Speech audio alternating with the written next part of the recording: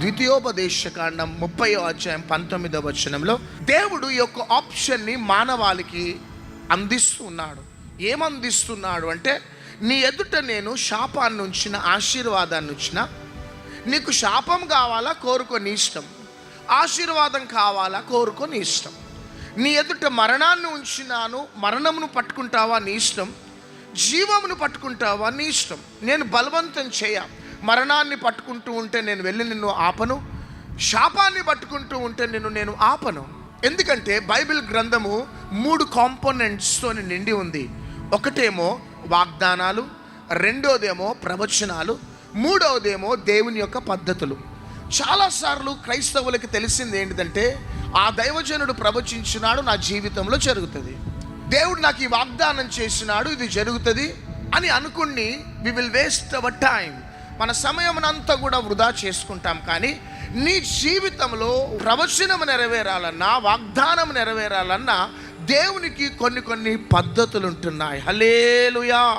అందుకని చూడండి, రాజుల మొదటి గ్రంథం 9వ అధ్యాయం 1 నుంచి 5 వచనాలలో చూస్తే, సొలొమోనుకి వాగ్దానం చేసినాడు.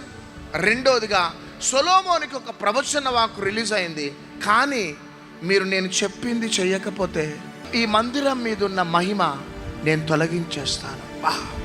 అంటే మీరు నా చిత్త ప్రకారం మీరు ఉన్నారా, మీరు దీవించబడతారు. గట్టిగా చప్పట్లు కొట్టండి అంతా. కానీ మీ స్వచిత్త ప్రకారం వెళ్ళినారా, మీ మీద ఉన్న, మీ కుటుంబం మీద ఉన్న, పరిచర్య మీద ఉన్న, వ్యాపారం మీద ఉన్న, మందిరం మీద ఉన్న మహిమ తొలగిపోతుంది. ఇది పాత నిబంధనలో కూడా జరిగిందే. అననీయ సపీరా జీవితంలో జరిగింది, యూదా ఇస్కరియోతు జీవితంలో జరిగింది. ఎందుకు ఇలాంటి సభలు, ఎందుకు ఈ సోషల్ మీడియా ద్వారా దేవుడు ప్రతి నిత్యం, ప్రతి ఉదయం, సాయంత్రం మిమ్మల్ని తట్టుతున్నాడంటే, మరలా రీఅలైన్మెంట్ కావాలి. హల్లెలూయా. మనల్ని మనం రీఎగ్జామినేషన్ చేసుకోవాలి.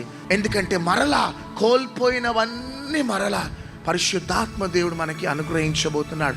One thing I want to tell you everybody, దేవునికి పక్షపాతం లేదు బిడ్డలు. రాజైన సొలొమోనుకి ఆ రూల్ పెట్టినాడంటే, మేము ప్రోటోకాల్ తప్పినాము అంటే మాకు కూడా ప్రమాదం, మీరు తప్పినారంటే మీకు కూడా ప్రమాదం.